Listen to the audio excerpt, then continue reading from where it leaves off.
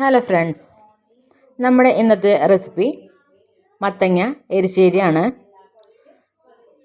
നിങ്ങൾ എരിശ്ശേരി ഇങ്ങനെ ഒന്ന് വെച്ച് നോക്കൂ. ഇത് കഴിക്കാത്ത ആളും കഴിച്ചു പോകും. അത്ര ടേസ്റ്റി ആയിട്ടുള്ള റെസിപ്പിയാണ്. ഒന്ന് ട്രൈ ചെയ്ത് നോക്കൂ. ഞാനിവിടെ ഉണക്കപ്പയർ, വൻപയറാണ് കേട്ടോ. ഉണക്കപ്പയറെന്ന് ഉദ്ദേശിച്ച 50 ഗ്രാമോളം ഉണ്ട്. ഒന്ന് കഴുകി നമുക്ക് വേവിക്കാനായിട്ട് കുക്കറിലോട്ട് ഇട്ട് കൊടുക്കാം. പയർ കുക്കറിലോട്ട് ഇട്ട് കൊടുക്കുന്നുണ്ട്. അതിനോടൊപ്പം തന്നെ 4 പച്ചമുളക് ഇതുപോലെ കീറിയത് ഇട്ട് കൊടുക്കുന്നുണ്ട്. അതിനോടൊപ്പം തന്നെ 1/4 ടീസ്പൂൺ മഞ്ഞൾപ്പൊടി, കുറച്ച് കറിവേപ്പില, ആവശ്യത്തിനുള്ള ഉപ്പ്,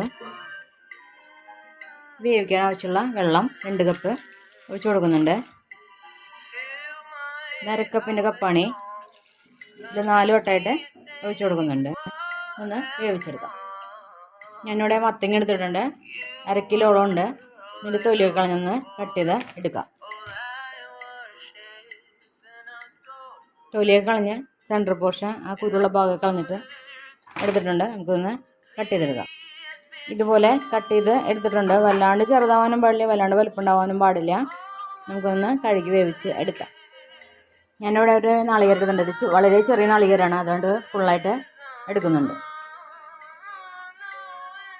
നമ്മുടെ പയറൊക്കെ വെന്ത് കിട്ടിയിട്ടുണ്ട്. ഇതുപോലെ ആയാൽ മതി, വല്ലാണ്ട് വെന്ത് ഉടഞ്ഞ് പോണ്ട. ഞാൻ ഇതുപോലുള്ള ഒരു ചട്ടിയിലോട്ട് ഇത് ഒഴിച്ചു കൊടുക്കുന്നുണ്ട്.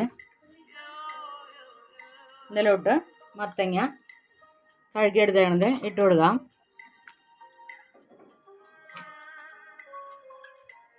ഇതിൽ പയർ വേവിച്ച വെള്ളം ഉണ്ട്. അപ്പോൾ നമ്മൾ വേവിച്ചതിൽ വെള്ളം ഇല്ലെങ്കിൽ ഒരു കുറച്ച് വെള്ളം, മത്തങ്ങ വെള്ളം കുറച്ച് ഒഴിച്ച് കൊടുക്കണം. ഇത് വേവിച്ചെടുക്കാം.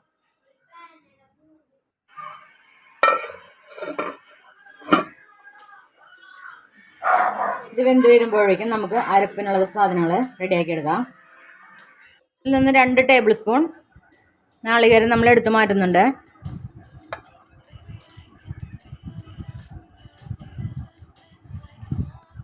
ഇതിനോടൊപ്പം 1 ടീസ്പൂൺ ജീരകം, 3 പച്ചമുളക്, 5 ചെറിയ അല്ലി വെളുത്തുള്ളിയുടെ. എൻ്റെ കയ്യിൽ വളരെ ചെറിയ ഉള്ളിയാണ്, അത് കാരണം 10 എടുത്തിട്ടുണ്ട്. വലുതൊക്കെ ആണെങ്കിൽ ഒരു 5-6 എടുത്താൽ മതി. വെളുത്തുള്ളി അതുപോലെ വലിയ അല്ലിയാണെങ്കിൽ 2 എടുത്താൽ മതി. ഇതിനോടൊപ്പം ഇട്ടൊന്ന് ജസ്റ്റ് ഒന്ന് അരച്ചെടുക്കാം. ഇത് വെള്ളം ഒഴിച്ചിട്ട് നല്ലപോലെ അങ്ങോട്ട് അരച്ചെടുക്കരുത്, ജസ്റ്റ് ഒന്ന് ഒതുക്കി എടുത്താൽ മതി. ഇതുപോലെ ആയാൽ മതി, വല്ലാണ്ടാവണമെന്നില്ല. നമ്മുടെ മത്തങ്ങയൊക്കെ നല്ലപോലെ അവിടെ വെന്ത് വന്നിട്ടുണ്ട്. അതിലോട്ട് നമുക്ക് അരപ്പ് ഇട്ട് കൊടുക്കാം.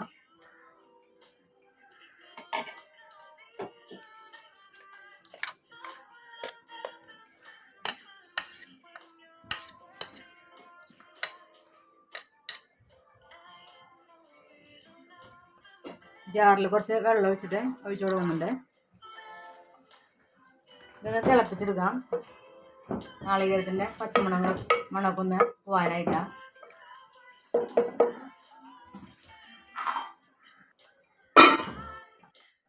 അടച്ച് വെച്ച് 2 മിനിറ്റ് ആയിട്ടുണ്ട്.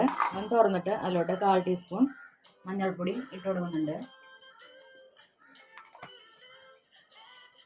അതുപോലെ തന്നെ ഉപ്പ് നോക്കി പാകത്തിന് ചേർക്കാവുന്നതാണ്. ഇതിൽ കുറച്ച് ഉപ്പ് കുറവുണ്ട്, ഉപ്പ് ഇട്ട് കൊടുക്കുന്നുണ്ട്. പിന്നെ ഇളക്കി മിക്സ് ചെയ്ത് 2 മിനിറ്റ് ഒന്ന് അടച്ച് വേവിക്കാം.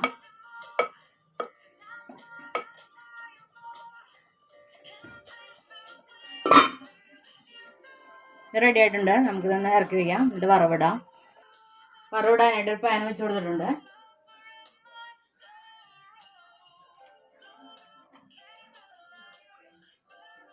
അതിലോട്ട് 2 ടേബിൾ സ്പൂൺ വെളിച്ചെണ്ണ ഒഴിച്ചു കൊടുത്തിട്ടുണ്ട്. വെളിച്ചെണ്ണ തന്നെയാണ് കേട്ടോ ഒന്നുകൂടി നല്ലത്. എണ്ണ ചൂടായി കഴിയുമ്പോൾ 1 ടീസ്പൂൺ കടുക് ഇട്ട് കൊടുക്കുക. കടുക് പൊട്ടി കഴിഞ്ഞിട്ടുണ്ട്.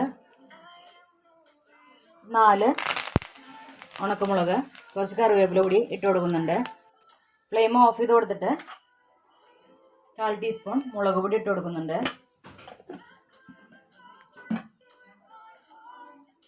1/4 ടീസ്പൂൺ മഞ്ഞൾപ്പൊടി കൂടി ഇട്ട് കൊടുക്കുന്നുണ്ട്.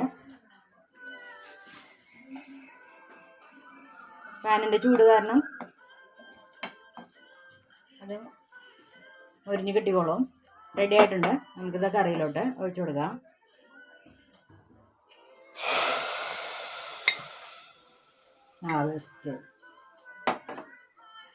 അതിനുശേഷം കൈയോടെ തന്നെ അടച്ചു വെക്കാം.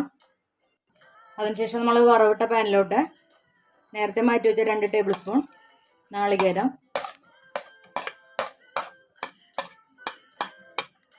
ഇട്ട് കൊടുത്ത് ജസ്റ്റ് ഒന്ന് ബ്രൗൺ കളർ ആവുന്നവരെ വഴറ്റി കറിയിലോട്ട് ഇട്ട് കൊടുക്കാം. നമ്മൾ നേരത്തെ വറവിടുന്നതിൻ്റെ ഒപ്പം നാളികേരം ഇട്ട് കൊടുത്തിട്ട് ചെയ്താലും മതി.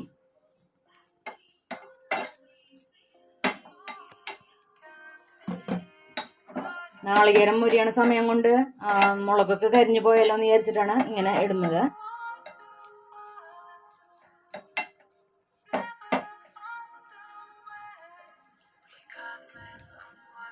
ഞാൻ അതിലോട്ട് 1 ടീസ്പൂൺ വെളിച്ചെണ്ണ കൂടി ഒഴിച്ചു കൊടുത്തിട്ടുണ്ട്. നന്നായി ബ്രൗൺ കളർ ആവണം കേട്ടോ. ഡയറക്റ്റ് കറിയിലേക്ക് ഇട്ട് കൊടുക്കണതായ കാരണം.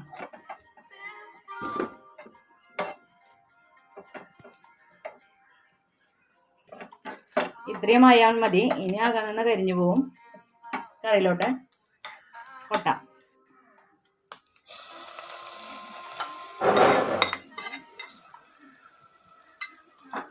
ഇനിയും 2 മിനിറ്റ് കൂടെ ഒന്ന് അടച്ചു വയ്ക്കുന്നുണ്ട്. എന്നിട്ട് സെർവ് ചെയ്യാം. നമ്മുടെ കറി നല്ല കറക്റ്റ് കൺസിസ്റ്റൻസി ആയിട്ട് കിട്ടിയിട്ടുണ്ട്. നമുക്ക് കുറച്ചും കൂടെ ലൂസായ കൺസിസ്റ്റൻസിയാണ് വേണ്ടതെങ്കിൽ നമുക്ക് അതിനനുസരിച്ച് ചെയ്തെടുക്കാവുന്നതാണ്.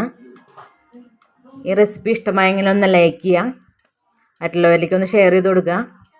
നിങ്ങളുടെ ഫീഡ്ബാക്ക്സ് കമൻസ് ആയിട്ട് അറിയിക്കുക. കൂടാതെ എൻ്റെ ചാനലിലെ മറ്റ് വീഡിയോസ് കാണുന്നതിനായിട്ട് നമ്മുടെ പ്ലേലിസ്റ്റിൻ്റെ ലിങ്ക് ഡിസ്ക്രിപ്ഷൻ ബോക്സിൽ കൊടുത്തിട്ടുണ്ട്.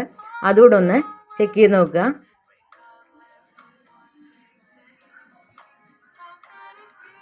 Thanks for watching.